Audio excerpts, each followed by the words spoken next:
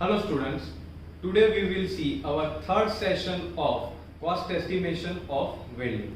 Today's our content is definition of gas welding, then we will see gas welding equipments, उसके बाद हम देखेंगे application of gas welding in industry, then we will see element of cost in gas welding, उसके बाद हम देखेंगे material cost of gas welding, then we will see labor cost of gas welding, and at the last of our session we will discuss procedure for cost estimation in gas welding. So let's start with definition of gas welding.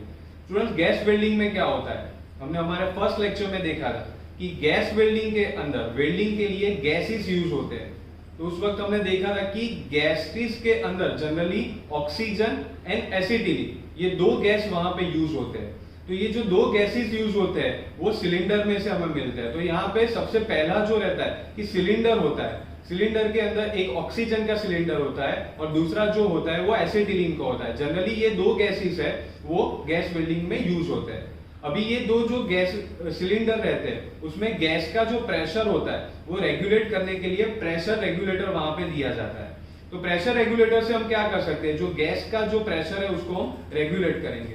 अभी ये जो दो cylinder होते हैं उसमें से जो gas निकलते हैं वो हॉस पाइप के थ्रू टॉर्च में जाता है. तो टॉर्च में क्या होता है, वहां पे स्टूडेंट एक मिक्सिंग चैम्बर रहता है. ये मिक्सिंग चैम्बर में क्या होगा कि ये जो दो गैसेस होते हैं वो वहां पे मिक्स होंगे, वहां पे वो मिक्स होंगे. फिर क्या होगा, ये जो टॉर्च होती है उसमें से वो गैसेस इग्नाइट होते हैं और इग्नाइट होके क्या होगा, वहां पे एक फ्लेम क्रिएट होगी. राइट स्टूडेंट्स, वो फ्लेम जो क्रिएट होती है वो फ्लेम क्या करती है, वो हीट प्रोड्यूस करती है. और बिकॉज ऑफ दिस हीट क्या होगा, जो फिलर मेटल आपने यूज किया है वो फिलर मेटल भी मेल्ट हो जाएगा और आपकी जो बेस प्लेट है वो भी वहां पे मेल्ट होगी. और बाद में क्या होगा कि ये जो दो मेटल है वो वहां पे ज्वाइन हो जाएगी. राइट स्टूडेंट्स, और at the end of process हमें एक बहुत ही बढ़िया ज्वाइनिंग मिलेगा जिसको हम बोलते हैं गैस वेल्डिंग. तो गैस वेल्डिंग में क्या होता है, जो वेल्डिंग होता है that is done because of gas. In our next slide you can C gas welding equipments. तो गैस वेल्डिंग इक्विपमेंट में सबसे इंपॉर्टेंट इक्विपमेंट इसके अंदर होता है दैट इज गैस सिलेंडर. कि जो ऑक्सीजन और एसिटिलीन गैस आपने यूज किया है उसके सिलेंडर जो है वो बहुत ही इंपॉर्टेंट मटेरियल यहाँ पे गिना जाता है. राइट, उसके बाद आता है प्रेशर रेगुलेटर्स. क्योंकि ये जो गैस होता है, क्योंकि गैस को क्या हमें प्रेशर उसका कंट्रोल में रखना पड़ता है. राइट, तो वो जो प्रेशर हम कंट्रोल करेंगे that has been done by pressure regulator. उसके बाद आता है प्रेशर गेजेस. राइट, उसके बाद हॉसेस पाइप आती है, क्योंकि ये जो गैस होता है वो पाइप में से टॉर्च के अंदर जाता है. तो टॉर्च भी एक बहुत ही इंपॉर्टेंट इक्विपमेंट गैस वेल्डिंग में गिना जाएगा. उसके बाद जैसे हमने आर्क वेल्डिंग में देखा था, फॉर अ सेफ्टी पर्पस आपको शील्ड चाहिए या फिर गोगल्स चाहिए. उसके अलावा हैंड ग्लोव्स आपको पहनने पड़ेंगे और शूज, क्योंकि जब भी आप ये वेल्डिंग करते हो तो सेफ्टी मस्ट बी देयर, क्योंकि वो सेफ्टी तो हमें रखनी ही पड़ेगी. तो गोगल्स, ग्लोव्स एंड शूज ये तो आपको पहनने ही पहनने. राइट स्टूडेंट, तो these are the equipments which are used for gas welding. In our next slide you can see application of gas welding in industry. तो स्टूडेंट इसकी एप्लीकेशन क्या है, इसकी सबसे बढ़िया एप्लीकेशन है that is joining for a thin metal. अगर आपकी मेटालिक शीट 4 mm की है या फिर 4.5 mm तक की जो शीट्स है वो बहुत ही थीन रहती है, तो उसके अंदर अगर आपने आर्क वेल्डिंग किया तो क्या होगा, अगर आपने वहां पे आर्क वेल्डिंग किया तो वो जो आपकी शीट है वो डैमेज हो जाएगी, क्योंकि उसकी जो कैपेसिटी है, उसकी जो इंटेंसिटी है वो हैंडल नहीं कर पाएगी. तो वहां पे गैस वेल्डिंग आपको यूज करना पड़ेगा. मतलब जब भी थीन शीट मटेरियल हो और वहां पे आपको वेल्डिंग करना हो तो आपको गैस वेल्डिंग करना पड़ता है. उसके बाद आता है for joining a ferrous and non ferrous. अभी स्टूडेंट फेरस मटेरियल क्या होता है, जो मटेरियल जिसके अंदर आयन का कंपोजिशन हो उसको हम क्या बोलते हैं, फेरस मटेरियल बोलते हैं. और जिस मटेरियल में आयन का कंपोजिशन ना हो इसको हम नॉन फेरस मटेरियल बोलते हैं स्टूडेंट्स. तो इन दोनों को अगर आपको ज्वाइन करना हो तो वहां पे आप गैस वेल्डिंग को यूज कर सकते हो. एयरक्राफ्ट इंडस्ट्री, अगेन जब आपको एरोप्लेन्स बनाने हो तो वहां पे जो मेटालिक शीट्स यूज होती है वो कई बार बहुत ही थीन शीट यूज होती है, क्योंकि वहां पे क्या होता है, जो पार्ट्स जो होते हैं उसका वेट बहुत ही कम होता है. तो शीट की जो थिननेस होती है वो बहुत ही कम होती है, तो वहां पे गैस वेल्डिंग का यूज होता है. उसके बाद अगेन मैन्युफैक्चरिंग प्लांट, क्योंकि मैन्युफैक्चरिंग प्लांट में क्या होता है, मेंटेनेंस वर्क होता है, रिपेयरिंग वर्क होता है, तो वहां पे गैस वेल्डिंग बहुत ही इंपॉर्टेंट रहता है।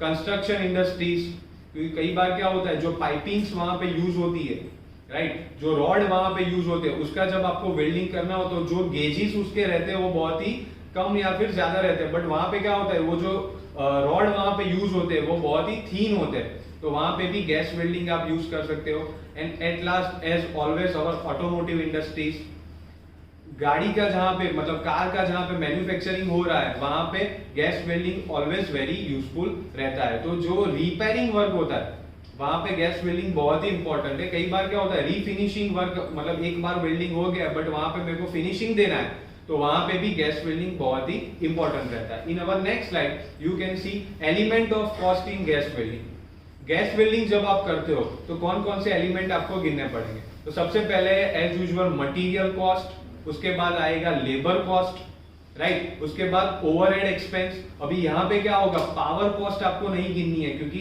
गैस वेल्डिंग में इलेक्ट्रिसिटी का यूज नहीं होता है, तो पावर कॉस्ट यहाँ पे नहीं आएगी, बट यहाँ पे मटेरियल के अंदर जो आपने गैसेस यूज की है उसकी कॉस्ट वहां पे आप कैलकुलेट कर लोगे। उसके बाद आता है ओवरहेड कॉस्ट की जो बात हो गई हमारी की जो एक्स्ट्रा एक्सपेंसेस होते हैं वो वहां पे हमको गिनने पड़ेंगे। और फिनिशिंग कॉस्ट, फिनिशिंग कॉस्ट जो आपका वेल्डिंग हो गया उसके बाद जो उसके ऊपर स्लैग होता है वो हमें रिमूव करना पड़ता है, तो फिनिशिंग कॉस्ट में वो हम गिन लेंगे। In next our slide you can C material cost in gas welding. Material cost of gas welding में क्या आएगा, कौन कौन से मटेरियल यूज होंगे, तो आप देख सकते हो कि सबसे इंपॉर्टेंट मटेरियल है that is O2 gas and C2H2 gas. तो स्टूडेंट अभी O2 क्या है, O2 means oxygen, that is a chemical formula of oxygen, तो ऑक्सीजन का जो आप सिलेंडर यूज करोगे वो वहां पे गिना जाएगा। C2H2 that is again a chemical formula of acetylene, जो एसिटिलीन का गैस आप यूज करते हो वो वहां पे गिना जाएगा। उसके बाद फिलर रॉड, अगेन जब भी वेल्डिंग आप करते हो तो फिलर रॉड है, इलेक्ट्रोड है, ये बहुत ही इंपॉर्टेंट है स्टूडेंट्स, क्योंकि फिलर रॉड से ही वेल्डिंग होने वाला है, राइट। और आगे भी हमने बताया है कि एक ही फिलर रॉड यूज हो ऐसा जरूरी नहीं होता है, कई बार वेल्डिंग में 1 2 3 4 40 50 यहां तक फिलर रॉड्स यूज हो जाते हैं, तो वो सारे के सारे फिलर रॉड आपको वहां पे कैलकुलेशन में लेने पड़ेंगे, नहीं तो आपकी जो वेल्डिंग की कॉस्ट है वो प्रॉपर आपको नहीं मिलेगी, right student. Filler rod generally क्या होता है, फिलर रॉड जो आपकी बेस मटेरियल रहता है उसी के मटेरियल का आपको फिलर रॉड यूज करना पड़ेगा, राइट। उसके बाद आएगा मटेरियल होल्डिंग, जो हमने बात की थी कि नट है, बोल्ट है, रिवेट्स है, ऐसा मटेरियल हैंडलिंग आप उसको यूज करोगे, तो वो मटेरियल होल्डिंग के लिए भी ये जो मटेरियल्स हमने यूज किए उसकी कॉस्ट भी हमें वहां पे गिननी पड़ेगी, right. Wastage of material, again it is a very important part, क्योंकि फिनिश्ड प्रोडक्ट जो होती है उसमें वेस्टेज नहीं मिलता है, तो वेस्टेज हमें वहां पे गिनना पड़ेगा। तो वेस्टेज ऑफ मटेरियल, जो रॉ मटेरियल आपने परचेज किया था उसमें उसकी कॉस्ट आपको गिननी पड़ेगी, राइट। और लास्ट में आता है फिनिशिंग मटेरियल, एक बार आपका वेल्डिंग हो जाए फिर उसमें आप जो भी फिनिशिंग करते हो वो मटेरियल्स भी हमें वहां पे कैलकुलेशन में लेने पड़ेंगे। So these are the material cost which should be calculating while you are doing material costing of welding. In our next slide you can see labour cost of gas welding. Student labour cost में क्या आएगा, तो सबसे पहले आएगा raw material preparation time, उसके बाद आएगा उसका पूरा सेटअप कॉस्ट की जो आपने सिलेंडर वगैरह लिए हुए उसको आप पूरा सेटअप करोगे, फिलर रॉड आप प्रॉपर टॉर्च में भराओगे, वो सब कॉस्ट वहां पे आ जाएगा, राइट। उसके बाद आता है material deposition cost, then we have consider post welding operation cost, मतलब कि वेल्डिंग हो गया उसके बाद जो स्लैग निकालने के लिए हमने जो भी टाइम लिया है वो post welding cost, finishing cost, वो सब कॉस्ट लेबर कॉस्ट के फॉर्म में हम गिनेंगे। लेबर कॉस्ट में हमारा एम एक ही रहता है कि जो लेबर ने काम किया है फॉर अ वेल्डिंग प्रोसेस, जो लेबर ने काम किया है वो सारे टाइम आपको वहां पे कंसीडर करने पड़ेंगे। तो वो टाइम जब आप निकालोगे तो एक टोटल वेल्डिंग टाइम आपको मिलेगा और उसके ऊपर से आपकी लेबरेज कॉस्ट फाइंड होगी। In our next slide you can see procedure of cost estimation in gas welding. Gas welding की जो प्रोसीजर होती है वो क्या होती है, तो हमने पहले भी देखा है कि 3 कॉस्ट मेजरली यूज होता है, material cost, labour cost and overhead cost. तो मटेरियल कॉस्ट में स्टूडेंट कौन से आएंगे, तो सबसे पहले हम वेल्डिंग टाइम फाइंड करेंगे। तो वेल्डिंग टाइम हम कैसे फाइंड करेंगे, that is welding length upon welding speed into operating factor.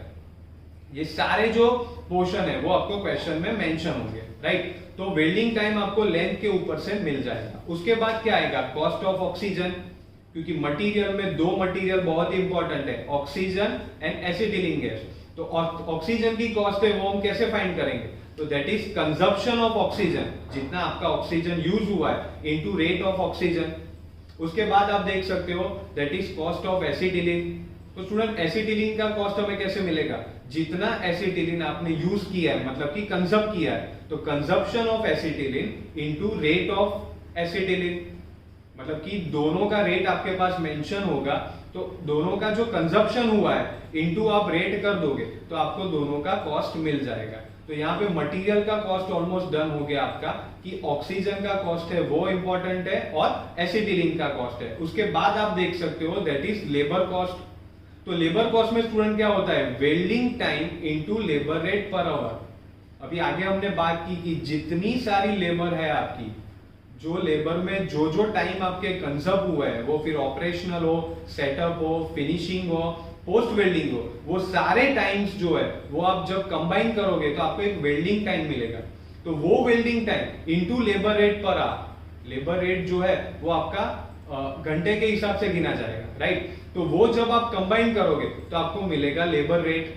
और लास्ट में जो हम लेंगे that is your overhead expenses, right students. Overhead expenses आप गिनोगे और ये सारे कॉस्ट जब कंबाइन होंगे, मतलब कि मटेरियल, लेबर और ओवरहेड एक्सपेंसेस, वो जब कंबाइन होंगे तब जाके आपको मिलेगा total cost of your gas welding. So in today's our session students, we have discussed definition of gas welding, then we have seen equipments which are used in gas welding, उसके बाद हमने देखा application of gas welding, element of costing in gas welding, उसके बाद हमने देखा कौन कौन से मटेरियल कॉस्ट यहाँ पे गिने जाएंगे, लेबर कॉस्ट कौन कौन से गिने जाएंगे वो हमने देखा, और लास्ट में हमने देखा एक प्रोसीजर है कि जब भी आपको गैस वेल्डिंग की कॉस्टिंग निकालनी है तो कौन कौन सी प्रोसीजर है जो आपको ध्यान में रखनी पड़ेगी। In our next session we will discuss some more interesting things about estimating, costing and contracting. Thank you.